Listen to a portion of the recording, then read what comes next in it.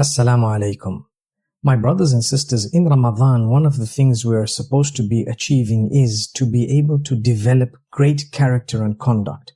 And one of the things of that is to control your temper, to watch your mouth, to be careful what you say, to be careful how you vent your frustrations. Now, the Prophet Muhammad, peace be upon him, was approached by a young lad once who asked him, "Give me some advice." He said, "Don't get angry." He said, "Give me more advice." He said, "Don't get angry." He said, "Give me more advice." He said, "Do not get angry." And he kept repeating it. Now, obviously, on different occasions, he gave different advice, but some of us need help because we have a temper. We regret the temper. We will definitely regret what we say or do when we are angry. So calm down. Without making a very big effort on your temper, you are not going to be able to control it. Seek the help of Allah.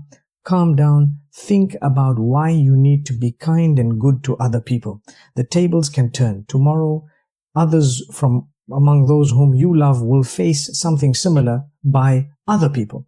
So you need to control your temper. A few days ago, I was in Masjid al-Nabawi, and a young lad passed me and he uttered some really bad things to me. And I smiled at him and I kept on going. Allah gave me the opportunity to see the same guy 2 days down. And I happened to engage with him and tell him, "My brother, why did you have to say that to me? I'm only telling it to you because you don't go around saying such things to people. You may disagree. You may have, for example, not understood something I might have said or I might have done. It doesn't mean you need to get angry about it to the degree that you insult someone in Masjid al-Nabawi, in such a blessed place where the Prophet Muhammad, peace be upon him, is lying. Subhanallah." But anyway, I hope that what I said helped the brother. He looked like a decent brother. It's just that I like to see the goodness in people. So I thought to myself, let me work on this guy if I see him and make him understand. Perhaps 5 years from now, 10 years from now, he may realize that, you know what, I might differ with this person, but I had no right to insult the man, And he definitely, from what he told me, has a totally different picture of me painted by whatever. But that's besides the point. You don't need to like people. You don't need to like everyone. But at the same time, you're not allowed to get angry to the degree that you insult them and you abuse them. That's wrong. You will pay for that. So when you vent your frustration, remember the Prophet Muhammad, peace be upon him. In fact, let's talk about the Qur'an. Allah Almighty speaks about وَالْكَاظِمِينَ الْغَيْظَ وَالْعَافِينَ عَنِ النَّاسِ, those who forgive people and those who swallow their anger, extinguish their anger. Allah says they are the successful ones. They are the ones who will earn paradise. They are the ones who will earn the forgiveness of Allah. Now, you must be patient because patience and dealing with anger go hand in hand.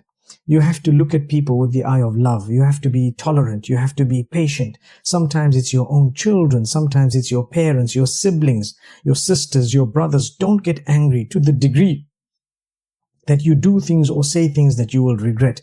Many people divorce their spouses in anger and then say, well, is that divorce valid? And I usually say, well, you know what, were you expecting to be very happy and divorcing each other over a cup of tea? So it is valid. If you're angry, it's still valid, subhanallah. It's only when a person is crazy and they don't even know what they're saying and perhaps they have a mental condition or they're challenged in one way or another, then you need to speak to the scholars or visit the courts in order to find out what's going on in an Islamic country.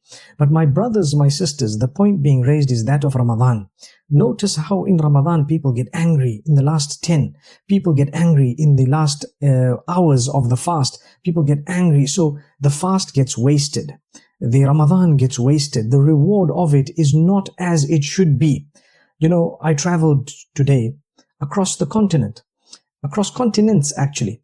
And to be honest, I notice how people sometimes are calm and cool and others are so impatient.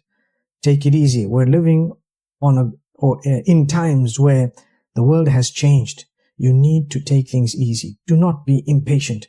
Wait, calm down. Your bags may come out, they may not come out. There might be a queue, there might not be a queue. You might make it to the front, you might not make it so quickly to the front. We know you're fasting. Everyone else probably may be fasting, or the bulk. I say probably because You have those who are traveling who make use of the discount given to them by Allah Almighty. Don't get upset. Don't get angry. It's something you must work on. You have to work on it. If you do not work on your temper, your tongue, the way you speak to people, you will regret it at some point. So Ramadan comes in order for us to develop holistic control, holistic development, holistic improvement, all aspects of our living, the spiritual aspect, the health aspect, the social aspect, developing your conduct and so on. So may Allah Almighty make us more conscious of this. I thought perhaps I'd give you this beautiful reminder in this beautiful moment where it's so calm and so peaceful. The 25th night in most places. But my brothers and sisters, we must search for Laylatul Qadr. Another quick tip.